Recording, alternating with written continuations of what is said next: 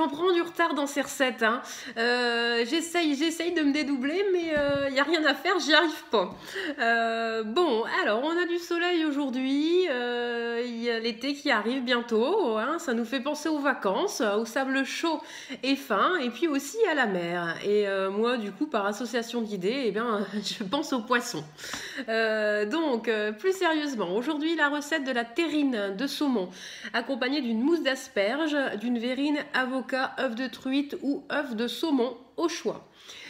Vous retrouverez la recette sous forme PDF en commentaire de cette vidéo dans les jours à venir ou sur simple demande sous forme papier au cabinet. Ce sera avec grand plaisir que je vous la transmettrai.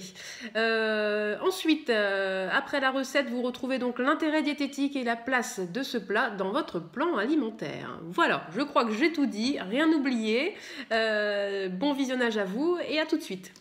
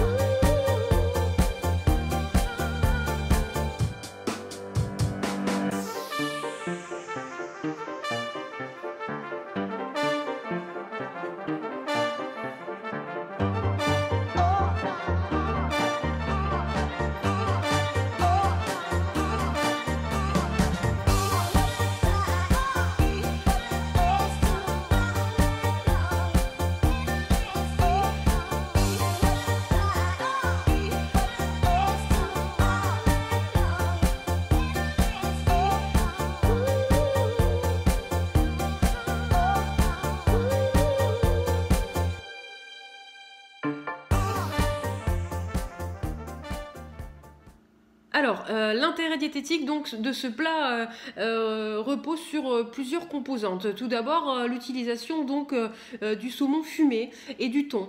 Le saumon fumé, lui, il est très peu calorique, vu que pour 100 grammes, on n'a que 169 kilocalories. Surtout, il est riche en oméga 3. Donc, les oméga 3, en gros, c'est du bon gras qui va venir protéger votre cœur, qui est cardioprotecteur. Le saumon est aussi riche en protéines, 22 grammes pour 100 grammes consommés, c'est-à-dire qu'on va correctement pouvoir nourrir vos muscles. Attention par contre, pour les personnes qui ont de l'hypertension ou des pathologies cardiaques, le saumon fumé, du fait de la fumaison, va être riche en sel. Pour 100 grammes consommés, on a quand même 3 grammes de sel. Après, dans cette recette, si on n'en ajoute pas à côté et qu'en plus c'est ponctuel, il n'y a pas de souci. Autre intérêt diététique de par l'utilisation donc de l'avocat. Alors souvent on entend dire que l'avocat c'est trop gras, blablabla. Oui, l'avocat c'est gras, mais c'est un bon gras, hein. On est quand même sur un produit qui est riche en acides gras insaturés, donc l'acide oléique et linoléique, pardon. Donc oméga 3, oméga 6, ce sont donc des acides qui vont être aussi cardioprotecteurs. Donc en gros, par l'utilisation donc du saumon et puis de l'avocat, on vient protéger votre petit cœur. L'avocat à utiliser 1,5 dans la semaine maxi quand même. Ensuite, autre intérêt, le dernier, c'est que vous l'aurez vu, hein, c'est que dans cette recette, on n'ajoute aucune matière grasse. Il n'y a pas de crème, de beurre, d'huile ajoutée. On est vraiment sur du bon gras de par l'utilisation de l'avocat et du saumon, et on en ajoute, il n'y a pas d'autres matières grasses ajoutées. Alors, quelle est la place de ce plat dans votre plan alimentaire? Alors, souvent, on conseille donc le saumon 2 fois dans la semaine et un demi-avocat dans la semaine. Par conséquent, ce plat, vous allez pouvoir le faire une fois dans la semaine et puis remanger une deuxième fois, maximum, du saumon. Soit le midi, soit le soir, c'est vous qui voyez. Le midi, pour ceux qui auront des féculents dans leur plan alimentaire, vous l'agrémentez de boulgour de quinoa en quantité, donc comme on l'aura décidé ensemble. Ça ne pose pas de souci.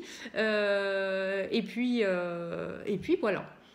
J'ai l'impression d'oublier quelque chose. Oui, au niveau de la quantité, on est bien sur 2 terrines plus la verrine pour une personne. Hein. L'assiette qui est présentée, c'est vraiment pour une personne.